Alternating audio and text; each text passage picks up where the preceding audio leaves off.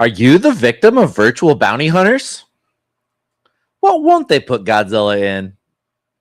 Get ready for the most exciting train movie based on a board game ever. All this and more on Cutting Edge Hero Live.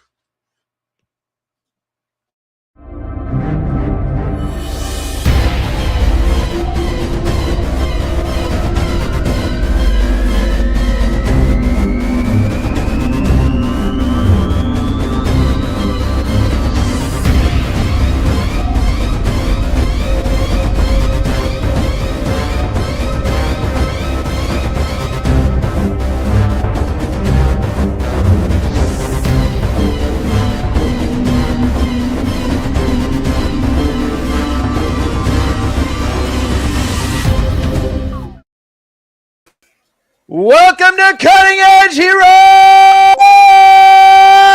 I am the Nerd King, Danny Stewart, your host for this and most episode of Cutting Edge Hero. Joined here in the Nerd Dungeon today by my co-host Joey Stewart and Landon Felter. Landon, how are you today? I'm doing just fine. How are y'all doing? I'm really doing well. Glad you were all here. Glad everybody could make it. Our technical director has still not joined the show, but I assure you they are coming. So again, you get me this week trying to dual duty host and run tech. So let's see how that goes down this week compared to every other week that it's been a train wreck. Anyway, we got some great news stories we're going to talk about here in a second, and then we're going to break down our 5 favorite cash grabs. But before we do all of that, what's the nerdiest thing you've done this week? Landon, we'll start with you. You know what? I know I talked about it last week, but I'm going to just reiterate it again.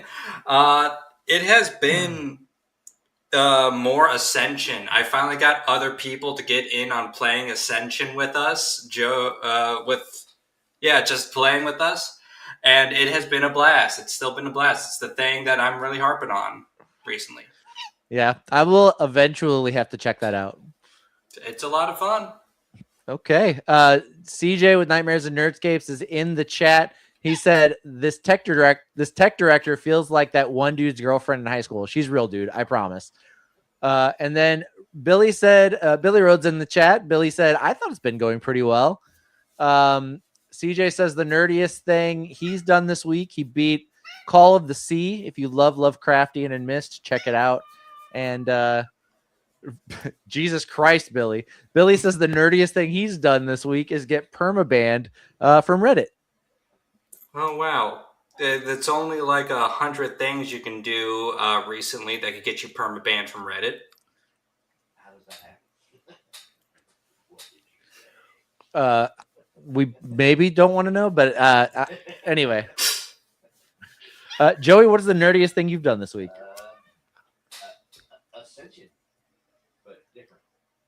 Slay the Spire has Ascension levels, and we are working on doing level by level. Joey's actually coming in kind of quiet right now. I could not hear him, actually. Interesting. Yeah. Okay. Let's fix the mic. Try it again. All right. How about now? Perfect. Okay. So microphone cable came loose. Playing a turn-based card game, Slay the Spire. They have Ascension levels. We have hit Ascension level 20 now. Ooh. So that's going to be fun. So that's double bosses at the end of the game before you fight the heart, which is going to be very, very dangerous. So see how that turns out. Okay. So Justin Quick in the chat said, hey, Danny, Joey, and Landon. And then CJ said, speaking to the microphone, Joey.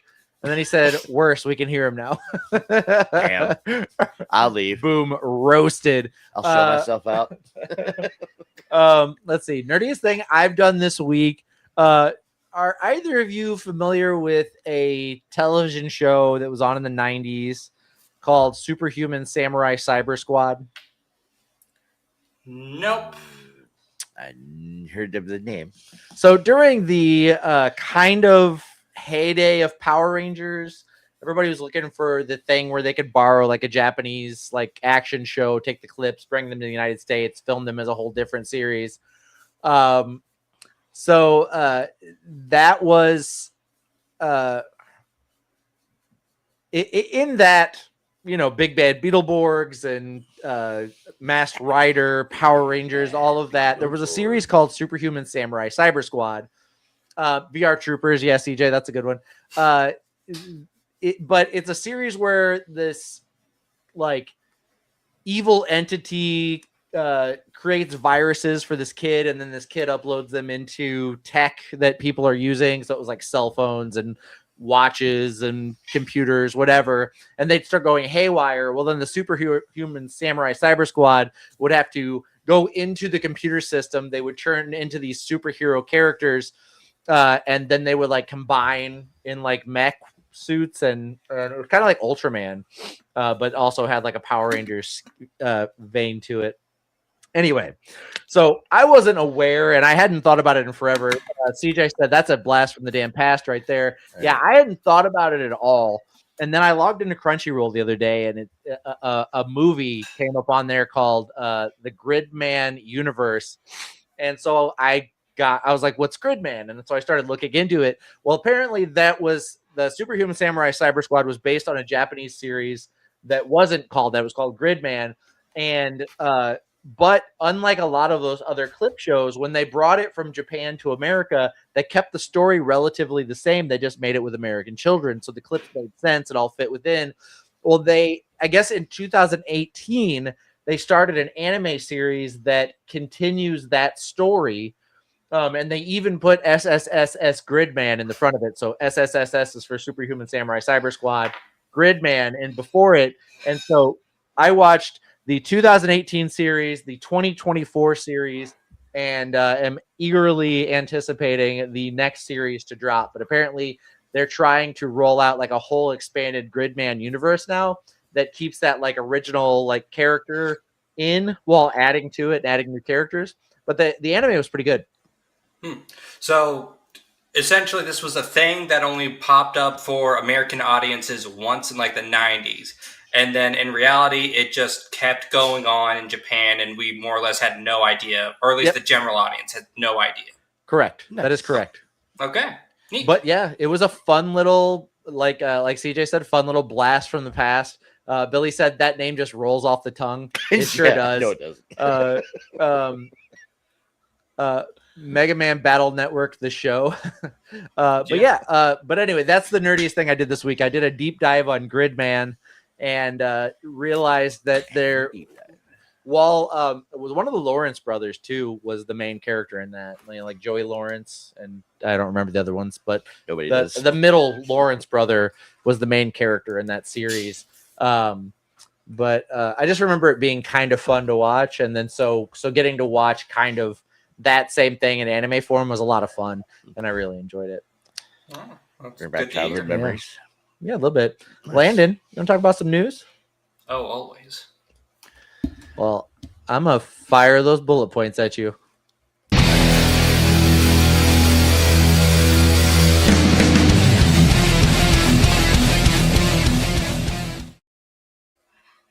Welcome to the Bullet Points, where we talk about some of, but certainly not all of the news going on in entertainment today. I will kick us off with anime news. Crunchyroll announced that at their South by Southwest presentation, March 16th, they're going to be giving a first look at the Sekiro No Defeat game anime based off of the FromSoft game Sekiro Shadows Die Twice. So this will be their first foray into converting a FromSoft game into an anime. Sekiro, if you're not familiar, you play as a ninja working his way through a legendarily FromSoft difficulty game where you have to get the parry down perfectly to finish the game. And that is not my thing at all. So I am like permalocked on a villain in the game that I can no longer progress past because there's this one guy that you just have to have perfect parrying for every single hit or he kills you in one hit. He's not even the main boss of the game. He's just a random encounter that you have to get past. And it's like, yeah, but blocking's for pussies. yeah, not my thing at all. Smash, smash. CJ said, "Is it Madam Butterfly?" It is, isn't it? I don't believe it's Madam Butterfly. I don't think that is correct. But so that is, I don't know. It's pretty exciting. Sekiro's cool. I enjoy the game, even if I haven't finished it yet. But it took me forever to finish Bloodborne, and then I platinumed it. So I probably just need a little time to sit down and put my focus and attention back on it and see where I can go from there. Moving on to comic book news. IDW announced that the finale for the TMNT X Godzilla crossover is going to feature monster fusions. So it's going to be Leonardo fusing with Godzilla, Michelangelo fusing with Mothra, and you can see all. But so the monster is going to be fusing with the Ninja Turtle characters. Shredder is fusing with Mecha Godzilla. And so the final fight for this series is going to be all of them in giant kaiju form fighting each other. So if you get a chance and you're a fan of all of these Godzilla mashups that they've been currently doing in the comics, he did just recently destroy the Marvel Universe. Check out TMNT Godzilla for that kaiju finale. I'm so glad they decided to make sure that their headbands also, or their masks also fused and stayed perfectly intact and grew to also match their fusions. Yes, it's comic book logic, like the Hulk's pants. Exactly. Never rip. Billy said, and I think these are words we can live by.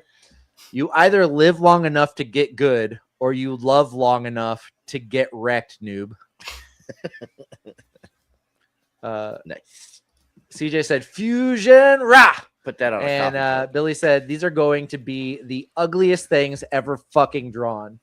Probably. So careful, Billy. I don't want to have to get you permaban from Cutting Edge Hero. Landon, what do you have in gaming news? All right, so the Wolverine video game finally has an official release date of September 15th. Yes. When are pre-orders opening? I didn't see that. I just know the official release is then. Well, that's another thing you're gonna own. Absolutely. I don't really pre-order games, but I'll be pre-ordering that one. Yeah. This next one is more for Joey. Slay the Spire 2 is releasing on March 5th. Multiplayer built in. Yeah. Game. No have to mod it. Nice. It's gonna be so much fun. You stab me, I'll kill you.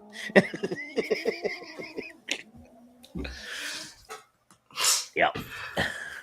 But those are the main release dates that we have that I knew y'all would be interested in. But as for the actual stories, Fire Red and Leaf Green are being re-released on the Switch. I don't know how many of you here knew that, but they are already topping the eShop charts right now. Wow. Yeah, they haven't even been fully released. They fully release on February 28th. This is just with pre-orders. So I'm not a Pokemon player, so this is not on my radar at all. But how old are those games that they're getting released? They are, I don't know, these are about 20 years old at this point, I think. Yeah, these aren't like the original Game Boy versions. These are the Game Boy Advance remakes. Oh. But like, these are still beloved versions of these games. Second gen. Or third. Okay.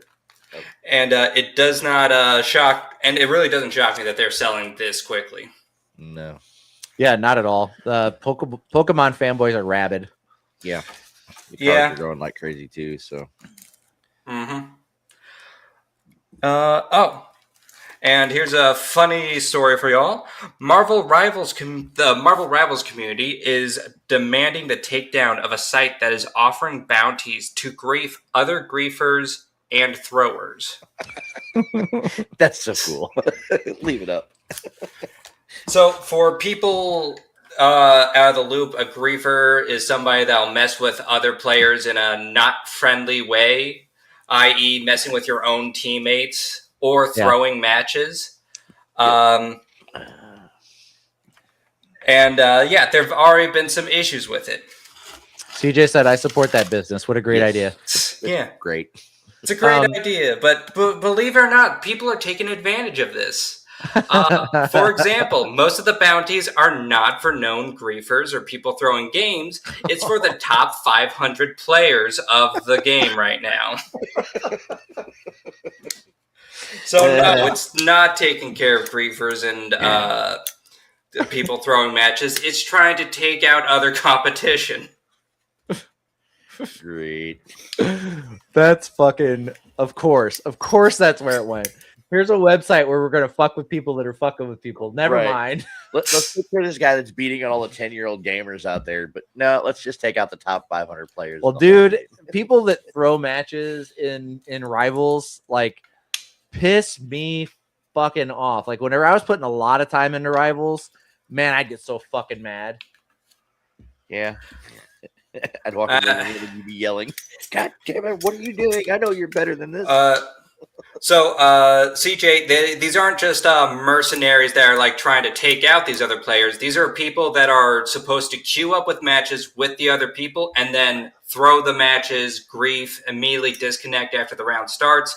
They're trying to annoy the other people and ruin them from playing good. Yeah. That's how this is all working. It started out with a good intent, right? See, here's the thing, though. Like, I'll see people who genuinely are like trying to play a game and get annoyed whenever their teammates aren't trying to play.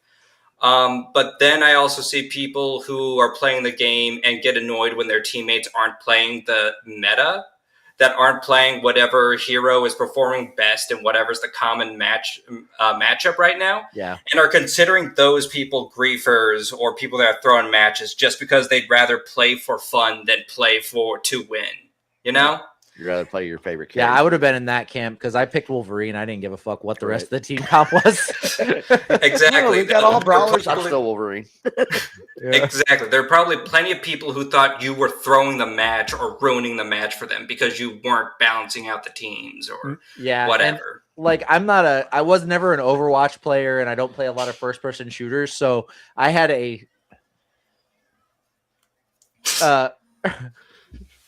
Ben said, "Oh my God, is that really Landon? I know him." Hi, our human relations specialist and fact checker extraordinaire, Ben Stewart, is in the chat. Whenever I first started playing Rivals, I was not good at all. And Ben said, to be fair, he was throwing his Wolverine. Anyway, as I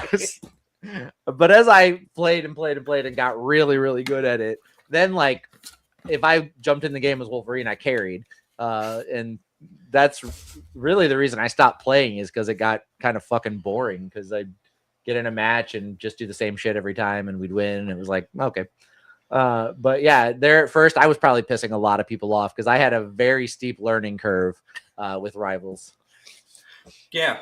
I mean, that's kind of what happens.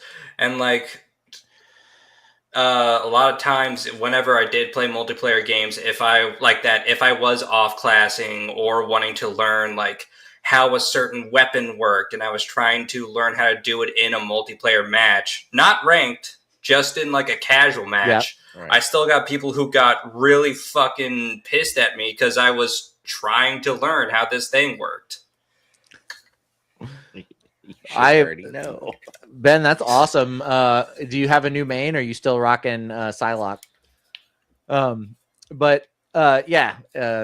Anyway, I'm sure I pissed a lot of people off, but this site is definitely not, it's sad that it's not doing what it was intended to do. And it's just there to piss off the best players in the game. That said, you do that on your own free time, you piece of shit. Quick play isn't your hyperbolic time chamber. Anyway, and Cloak and Dagger and Gambit is who he's playing. He said he's in his healing era. Yeah. Anyway, you got anything else in gaming news? No, that's pretty much all I had for gaming news. We will move along to TV news. So the God of War series that is currently being produced by, I believe, Amazon, has finally cast its it's Baldur, which if you've played the God of War Norse games, you'll know that Baldur is kind of the main villain of the first game. Well, they've cast Ed Skeen, who played Ajax in Deadpool, as Baldur, which I think is a great choice. He's a very good villain. He plays villains well. He kind of looks like a dick, so I'm kind of excited to see how that works out. I don't think we've gotten an announcement on who's playing Kratos yet. And that's going to be huge. Like that's a pivotal part of that series. Obviously, he's the main character. They'll probably keep And that quiet. they for a got to while. get the right person to play Kratos. I don't think there's a human being who's an actor that is fucking jacked enough to be Kratos, though. Yeah. Like Norse era God of War Kratos, that dude was just solid fucking muscle. Mm-hmm. CJ said, I thought it was Opie from Sons of Anarchy. I don't believe that's true, but if it is, please tell me. I would appreciate that bit of info. And then the final bit of news that I have, Netflix recently announced that they're trying to compete with the previously announced Monopoly movie that is coming out based around the Monopoly board game. Ben says Ryan Hurst is Kratos. Interesting.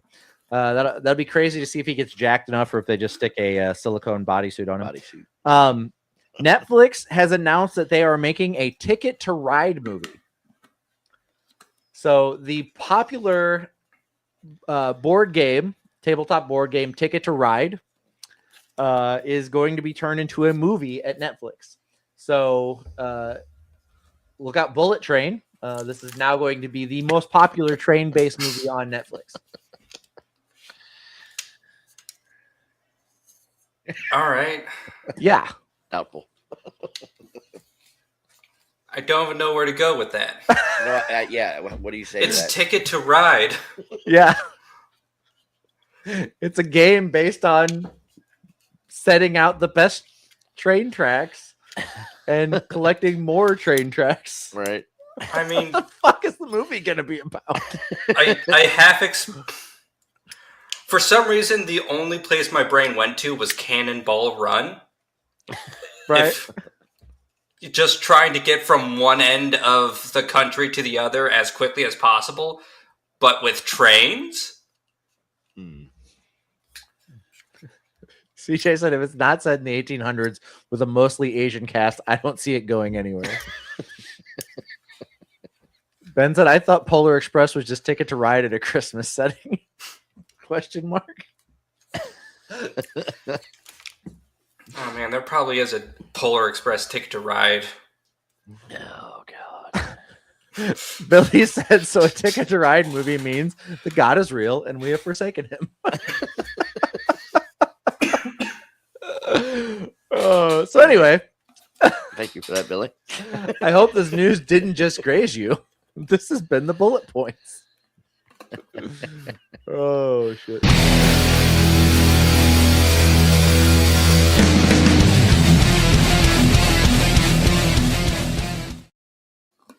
Welcome back to the show. So no reviews or anything because it's been a really slow couple of weeks for nerd entertainment. So we will move right along to our hit list. CJ said might need someone to check the temp in hell. This week for the hit list, we are talking about our 5 favorite shameless cash grabs. Billy said, like, the game is fun and all, but what are we supposed to do with a movie? Exactly. What are we supposed to do with a movie, Billy? Yes, exactly. That's I'm yeah. going to build a train. I mean, I don't know. Like, is there Ticket to Ride lore to pull from for that? Like, I don't think there is. check that. Somebody give me that answer. But anyway, this week we're talking about our 5 favorite shameless cash grabs on the hit list.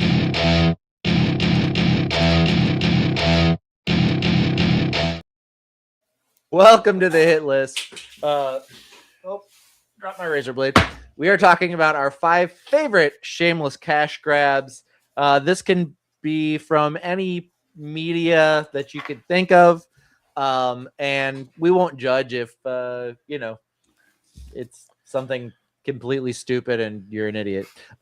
Anyway, Landon, do you want to kick us off with your number 5? Yeah, I'll start with my number 5. I have Beyblade. Pretty much any of the anime series. So I'll admit I probably misunderstood what the prompt for this hit list was just a little bit. I was thinking of things that were trying to sell you other things mostly. So I'll give you a warning for that. I think that's right. That works. That still works? Yeah, I think that works. If it's all right. But yeah, Beyblade, with all the metal and the sparks that actually happen in that show, with all of everything clashing, it did make those tops look really awesome to like an 8-year-old boy that I was.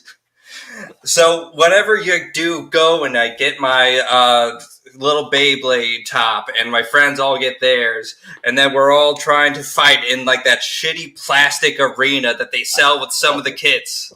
And then it does nothing but kind of tink together a few times and then just end. Every time that anime comes back and they come up with a new series of tops, which I think they're on like a 10-year cycle for that at this point. Yeah. Just long enough for a new batch of 10-year-olds to try it again. Bloody knuckles. They've probably made so much money in just cheap, shitty metal, scrap metal that they can remold into those little outer, I forget what it's called, but the actual blades and the cores. Yeah. So I'm going with Beyblade. They're like cast aluminum or something. They were like, yeah. Ben had a like Beyblade video game thing that it was the like rip it handle that the Beyblades went into, but like you connect it to your TV and then you just like pull as fast as you could and then they drop it in the screen and then they like bounce off of each other and shit. And it had a setting on it where you could like see who could spin it the fastest. And we made like a family competition of who could spin the Beyblade fast enough. And it wasn't even just like me and my brothers. It was like me, my brothers, my ex-wife, my mom, my dad, like everybody in the living room pulling on the stupid Beyblade like ripcord, just to see, who could get the fastest one. And that's literally the only fond memory I have of Beyblade. It brought your family together. So like, you know what? I could believe that, CJ. I don't remember them being particularly dangerous when me and my friends were playing, but maybe we just weren't that adventurous with the Beyblades. Maybe we were bored of them by the time. I mean, if you ripped them fast enough, they would jump out of that little bitty dome and beat the hell out of your ankles. You know what else was great slingshot ammo? The stuff from that game Crossfire. Those metal balls. Fucking things. Ball bearings. And lawn darts. I seen somebody mess with lawn darts. Those were great. We used to play, toss them at each other across the yard. We had a cousin named Abe that got hit in the head with one of those. Yep. Had to be rushed to the emergency room. Great toy for kids. Anyway, Joey, what do you have for number 5? Mine is a kind of a blast from the past. It's if anybody remembers the movie The Mask. They came out with a piece of shit sequel that I really loved, but hated at the same time. Son of the Mask. It couldn't really live up to the first movie. Jim Carrey was probably the greatest actor for that part, and he hammed it up great, and it was a good movie. And then they brought this out, and high hopes. They put it out there and said it was going to be the greatest sequel and all this stuff. They had more cameos and everything else in it, and it had a high budget and only made half the money back in show. So yeah, that was oh, you were gonna say something, Danny? Go ahead. Oh, I was just gonna say, so you know how whenever you're younger you don't always have, like, you'll have fun with any movie, and then when you get older you'll look back at what you enjoyed as a kid and be like, oh, this was hot garbage. Shit. Yeah. Son of the Mask was that for me. I loved it when I was a kid. I watched it all the time, and then I tried watching it like after like when I was like 16 or something, and I was like, "Oh, this is actual horrible. garbage." Yep. There is a significant age gap between Katrina and I, and the movie Master of Disguise. When it came out, I was like, "This is a piece of shit." Dana Carvey used to be funny. What the fuck is this? Katrina loves that movie because she's loved it since her childhood. But with her childhood, I was an adult and I thought it was shit. And so she's like quotes it all the time and stuff. And finally one day she was like, "We're gonna watch it." And we watched it together. And she's like, "See, it's good." And I was like, "This is so fucking stupid."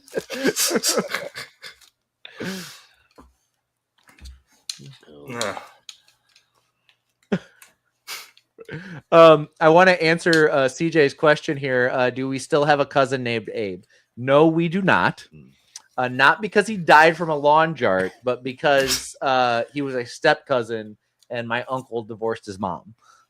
So he was no longer in the family. No longer in the family. But anyway, let's see what we have in the chat for number 5s. Let's see. CJ's was the Star Wars Holiday Special. Yeah, that legendarily is bad. Yeah. And obviously they were trying to capitalize on the popularity of Star Wars, came up with all these dumb ideas. Some of them stuck around, like Boba Fett's first appearance was in the Star Wars Christmas special. Life Day has stayed within the Star Wars canon. That's only the only two things I could think of, but yeah. Billy's number 5, luggage fees at the airport. I've seen those fucking jets carry the goddamn space shuttle on their back. My suitcase being 15 pounds too heavy isn't going to change anything. Yeah, man, that's stupid. That sucks.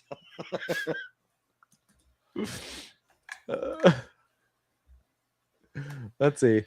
Don't have any other number 5s in the chat. All right, my number 5 is a movie that tried to capitalize on the popularity of kung fu and action movies in the 80s. It is The Last Dragon, produced under Motown, the Motown label. So Barry Gordy threw his name on it for literally no reason because he had nothing to do with the movie at all. It's a movie that takes place in Harlem. It's, plays heavily on themes of like Bruce Lee and other kung fu things, but, is very far from like, any actual knowledge of what martial arts is actually like, other than the fact that Taimak was an actual martial artist. But I love that movie. Just fucking love it. 3 different copies. Yeah. DVD. It was like a cross of like trying to capitalize on the popularity of Purple Rain, right? Trying to capitalize on martial arts and Bruce Lee, and music. It was trying to capitalize on the popularity of MTV. Yep. And somehow didn't do well at any of that, but still made a great movie. Good memory. Ben's number 5 is any Michael Bay Transformers movie after the first one. I'm with you on that. But only for the giant robots. They can just cut all the humans out and make one condensed movie that features all of the Michael Bay Transformers. Landon, what do you have for number 4? All right. My number 4, it's the Barbie films. So there have been so fucking many of these movies. They go from something that's actually a decent plot with character development and shit to absolute hot garbage.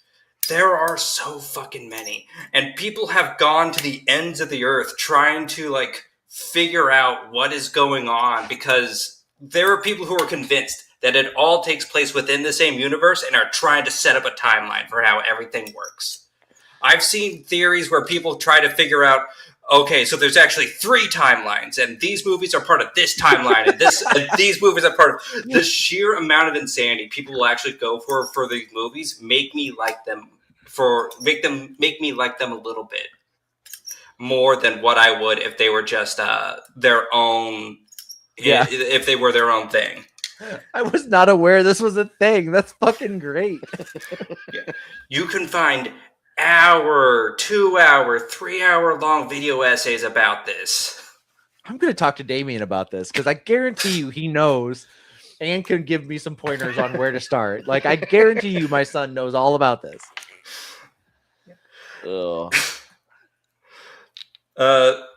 Barbie is the Joker of Mattel's New 52.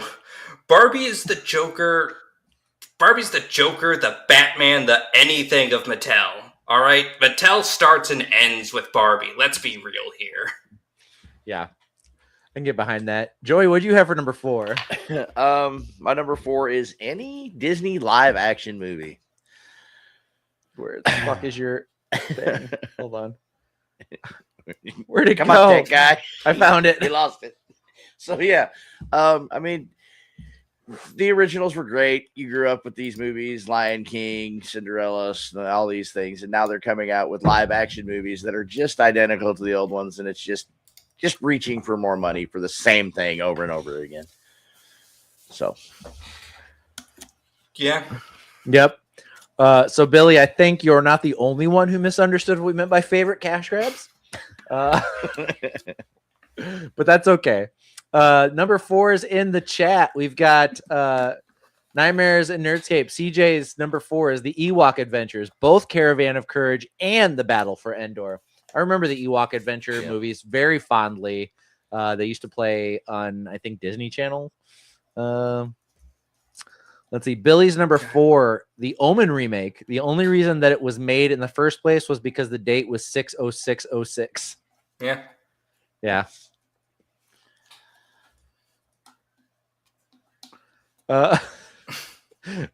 Ben said Pirates of the Caribbean. Has anyone actually ever seen the 5th one? I've never watched past the 3rd one. I started it once and I don't think I ever finished it. And CJ said, we're old, but we're not grew up with Cinderella old. Damn. He said there's a 5th one. Yeah, so my number 4, again, cash grabs that we are 5 favorite cash grabs in, the intent with the list where we knew they were shameless cash grabs, but we still loved them. But it can also be a list of 5 things you fucking hate. That's fine too. My number 4 is X2 Wolverine's Revenge. So trying to tack on to the second X-Men movie, they put out this game called Wolverine's Revenge, and it wasn't even the movie Wolverine in the game. It was definitely a comic book game. And the game was a blatant ripoff of a much better game called Mark of Kree, which was all about stealth combat, which was a blast. But X2 was just Mark of Kree, but you played as Wolverine instead. It was still great. Also, notably, Mark Hamill is the voice of Wolverine in this game. So I love this fucking game. It's got so many great Wolverine references, characters. He fights Sabretooth. He fights Omega Red. Ben's favorite X-Men character. He fights. It does so much for the comic characters of Wolverine actually showing up in a video game, and it's literally the only one where that's happened, with the exception of the one that is coming out September 15th. CJ said, "Oh God, that was such a horrible game. LOL. Origins was better, for God's sake." I really enjoyed it. I loved X2, Wolverine's Revenge. I thought that was great. Anyway, Landon, what'd you have for number 3? All right. My number 3 is the Yu-Gi-Oh! Anime.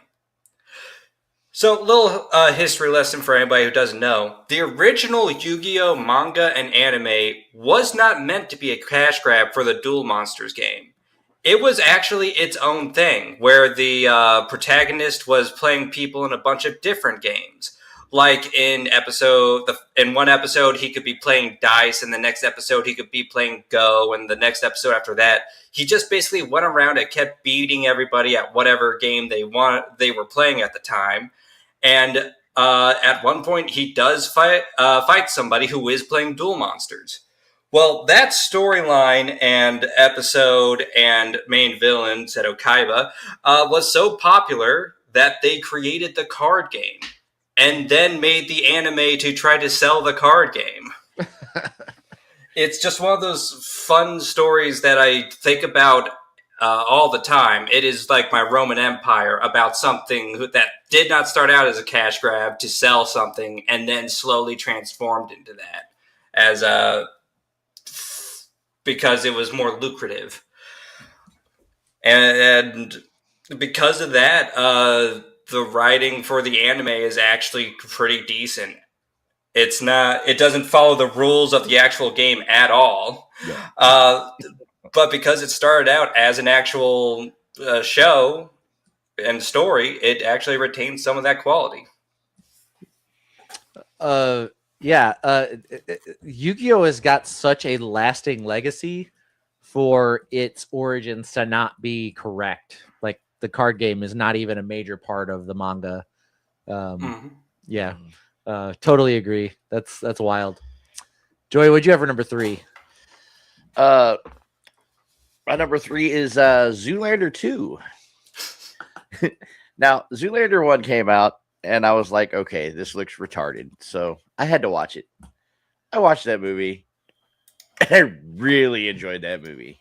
I enjoyed it so much, I made my friends watch that movie, and they hated me for it. So when Zoolander 2 came out, I had high hopes that, it was going to be worth something and be funny and be something I could torture my friends with again. But no, it failed me. It kind of rode on the coattails of the first movie. It had double the cameos of the original movie. There were so many more people in it, so much more money put into the movie, but it was just so stupid I couldn't deal with it. Yeah, legendary piece of garbage. CJ said his number 3 is the Star Wars prequel trilogy. Yeah, I can see that, with the exception of how cool Darth Maul is. I do stand by the fact that Phantom Menace was George Lucas just wanting to do as much world building as possible, and nobody was around to tell him no. Yeah, I think the worst thing about 1, 2, and 3 is that it was a very removed from, normal life George Lucas trying to recapture the magic that he had gotten in episode 4, 5, and 6 when he was when he started out as a struggling artist and director. Tried to prove himself. And instead he's, ran Lucas Arts and Lucasfilm and, lived off of, only having to, live off of his millions of dollars and never have to interact with anyone that he doesn't want to, and then turn around and try to write a Star Wars prequel trilogy, being that disconnected from the fandom. It was, it shows that he was, he didn't necessarily have his finger on the pulse for what Star Wars fans were aching for. Mm-hmm. Now there's some really cool stuff in the Star Wars prequel trilogy, but yeah, by and large, it's Ewan McGregor's great. Darth Maul was cool. That's kind of it. Mace Windu. Yeah, that's kind of the list. Yeah. He wanted to give a lot of detail to a lot of things that weren't interesting for the story. CJ said it generated the best Star Wars video game ever made. I'm assuming he's talking about pod racers, Star Wars pod racers. Probably. I was gonna make a snide joke of this doesn't lead to Force Unleashed, but you know what, pod racers does beat out. You're right. Yeah, I will say the episode 3 video game was pretty fun. Never played it. Oh, you play through the whole movie basically, and you get to play as the different characters and do all the different lightsaber battles and stuff, and you get to play the Obi-Wan and Anakin fight at the end, and you can do it from either side. Nice. Yeah. Anyway, Joey, what did you have for number 3? Nope. Nope. We're on comments, and that's okay. Yep. So we don't have any others in the chat just yet. I will move along to my number 3.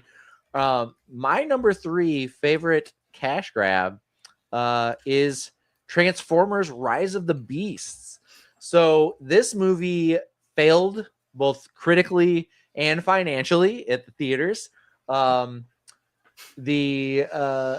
For all of the live action versions of the Transformers that have made it to the screen, this isn't the worst one. I would say that's probably the one before the Dark Side of the Moon. no, what's the one where they the Last Night? I'd say the Last Night is the worst one out of all of the live action Transformers movies. Rise of the Beast is great. We got our first on-screen cinematic versions of the Beasts from Beast Wars. Cheetor looked cool as shit. Optimus Primal was cool. The cool one of the weird things they did was that they included a second gorilla Transformer in it, and the origins of that is from a figure that was released alongside the original Beast Wars figures. That was another gorilla, even though the second gorilla never appeared in the cartoon at all.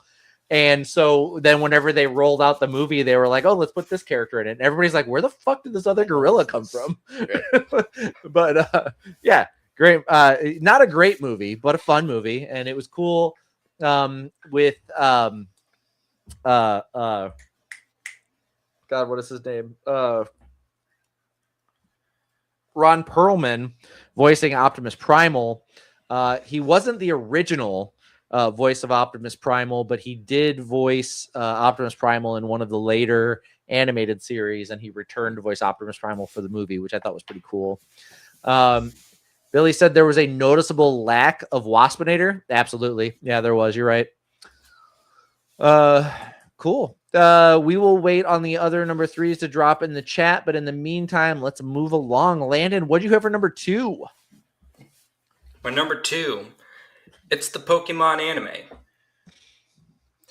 So similar to the situation in Yu-Gi-Oh, Pokemon has an interesting story in just how things unfolded with the anime coming out about, in that it's pretty much a backwards trip that any other show would have done.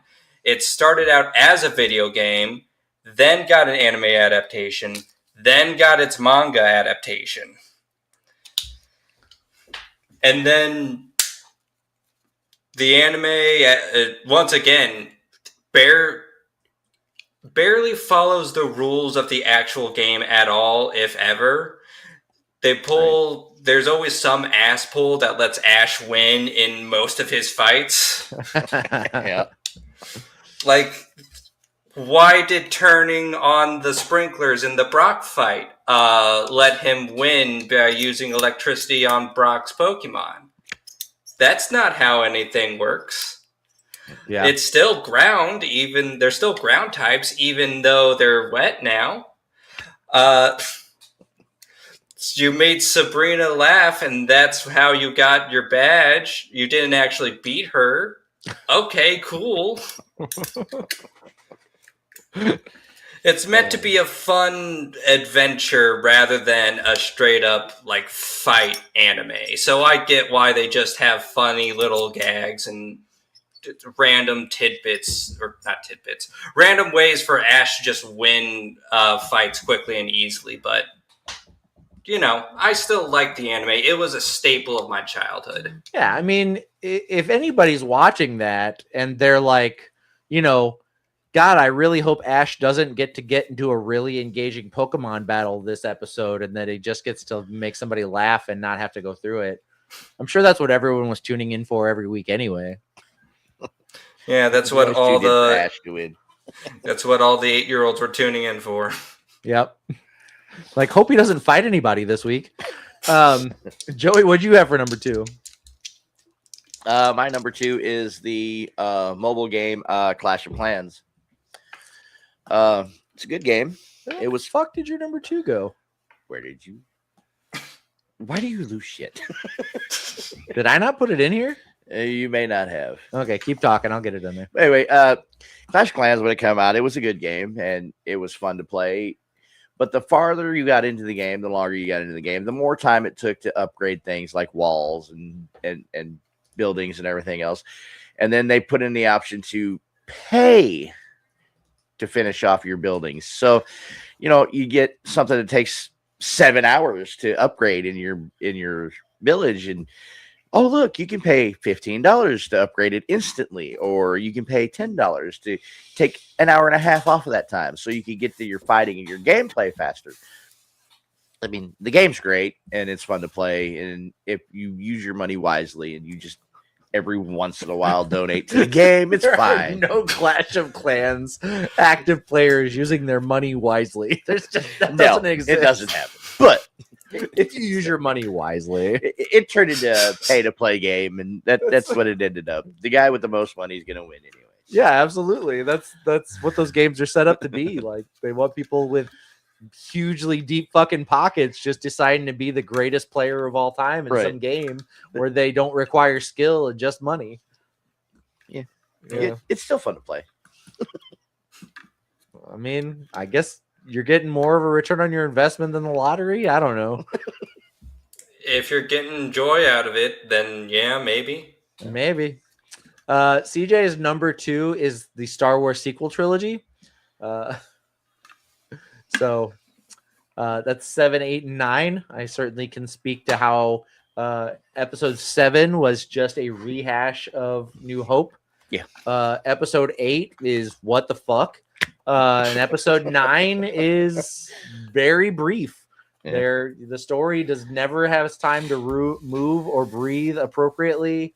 There might have been a good Star Wars film in there had it had the time to do it correctly, but J.J. Abrams was trying to mash his episode 8 and 9 into one film, and that's why you get no like long story beats, like, Chewbacca dying in this scene and then being revealed to be alive 8 seconds later, because there was just no time to live with that, because he couldn't fit it. There wasn't enough time to fit both of his stories into one movie. Absolutely. Completely agree with that. All right. My number 2 will take you back to 1989.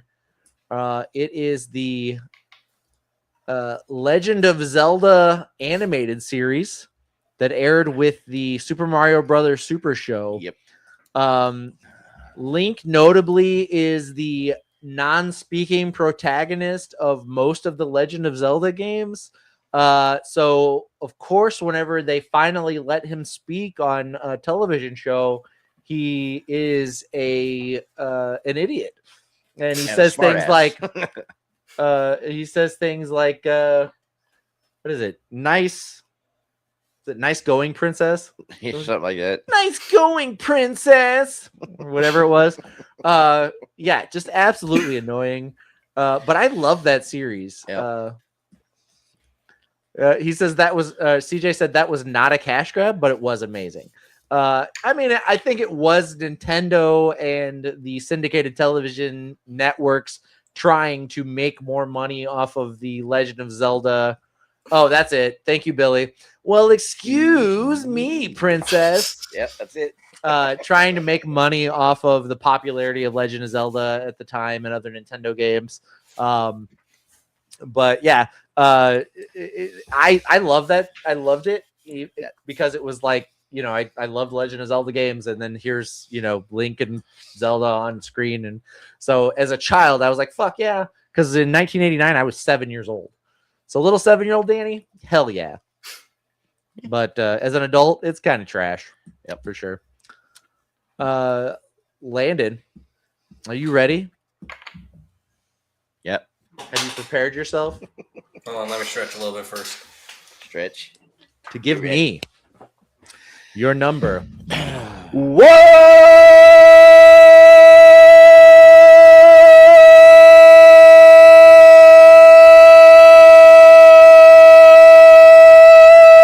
Landon, you're number 1, please. All right, my number 1, it's Bakugan. I watched the entire first few seasons of this show whenever I was a little kid. And because of this show, I bought so many of those little plastic toys to just pop open whenever they get on any metal surface. I got the normal sphere ones. I got the trap ones that were like the different shaped ones that when they come out, they're supposed to do some sort of effect. Yes, it is Beyblades too, CJ. You're 100% right. Anyway, I got the Deca ones. Do you know what those are? They're the giant fucking ones that are supposed to be like this big, and it worked the exact same. It was just for show. But I love those things, and all my entire family was paranoid that I was going to bring that thing close to any electronic and just fuck it up. Oh shit!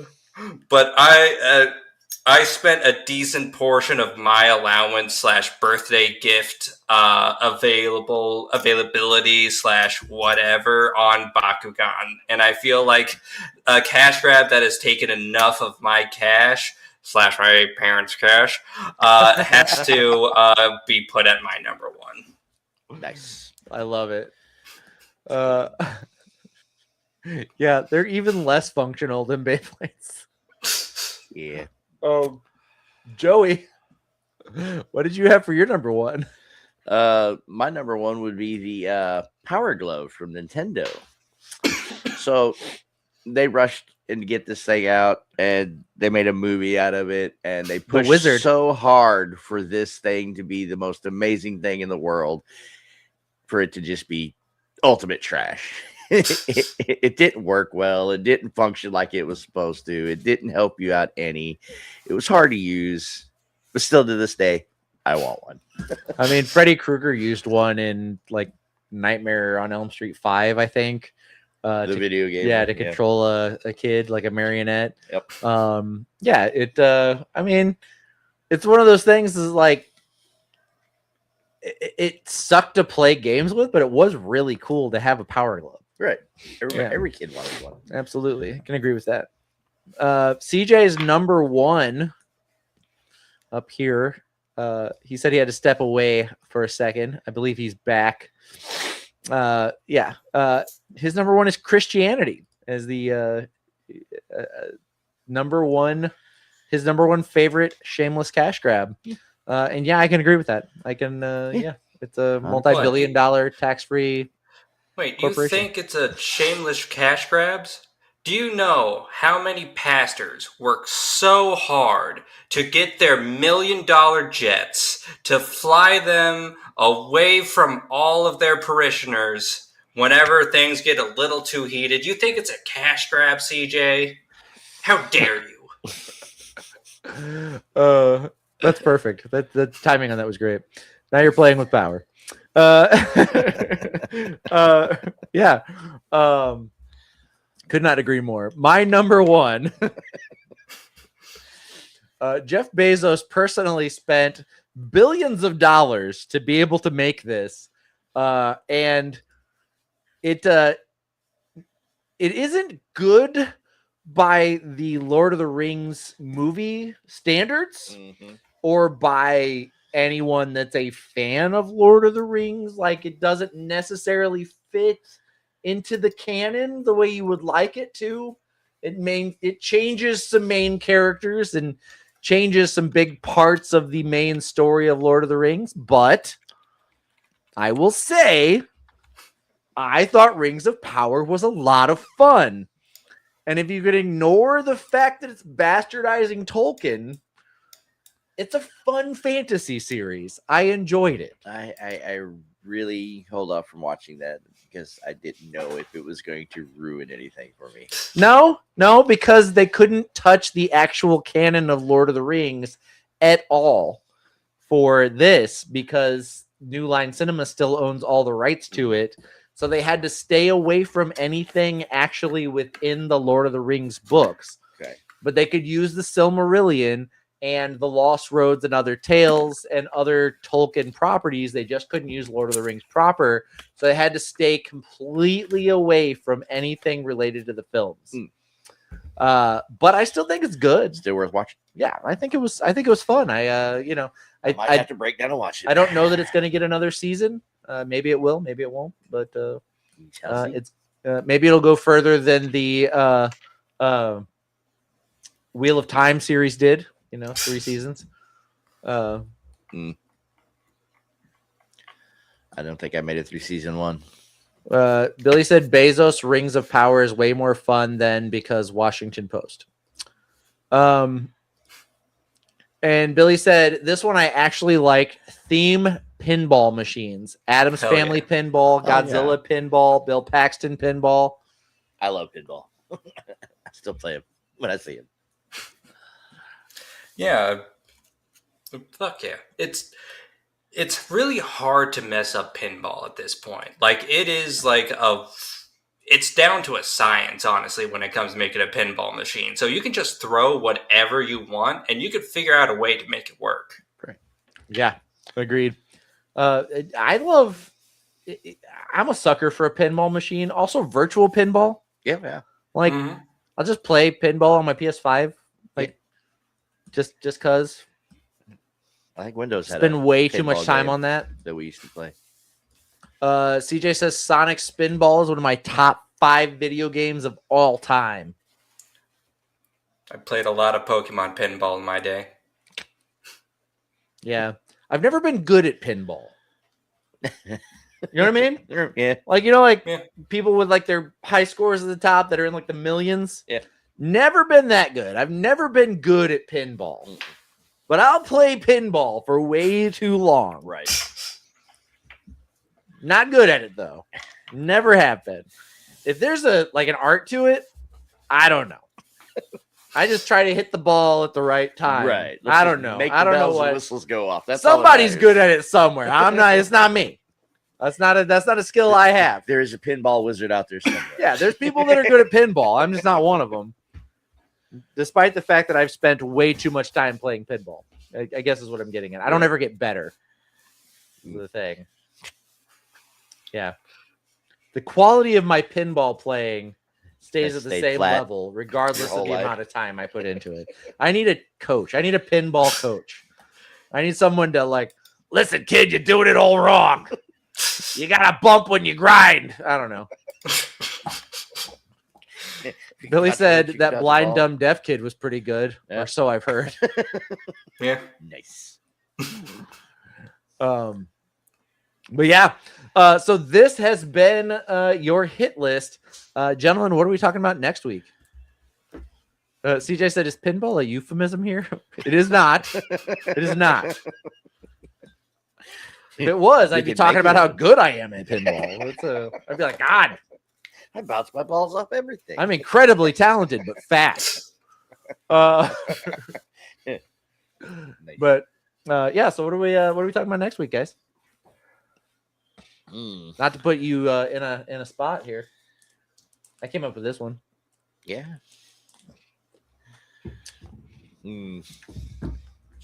Not everybody at once. Top 5 old school video games. 5 favorite retro video games. I feel like we've done that fairly recently. Have we done that? Have we done mythological creatures? CJ said machine starts tilting before you even put it in the slot. Oh shit. Nice. Let me see. Any ideas up her?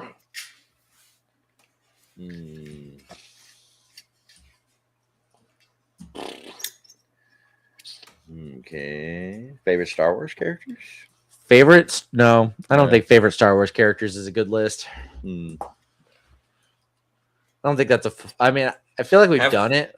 Have we done board games? I don't think we have. No. Our 5 favorite tabletop games? I'm down with that. Games, yeah. Tabletop games. Okay.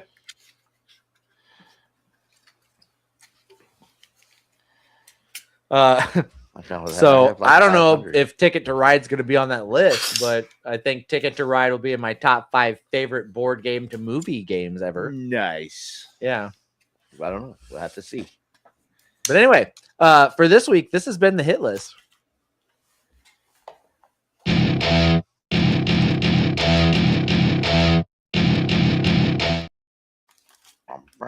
Welcome back to the show. I think that right up there with Battleship. Yeah, forgot Battleship. What other board games have been turned into movies? What other? I wouldn't say like you can't count D&D. I mean that's a TTRPG, but just like a tabletop game. Like what else has been turned into movies? Battleship.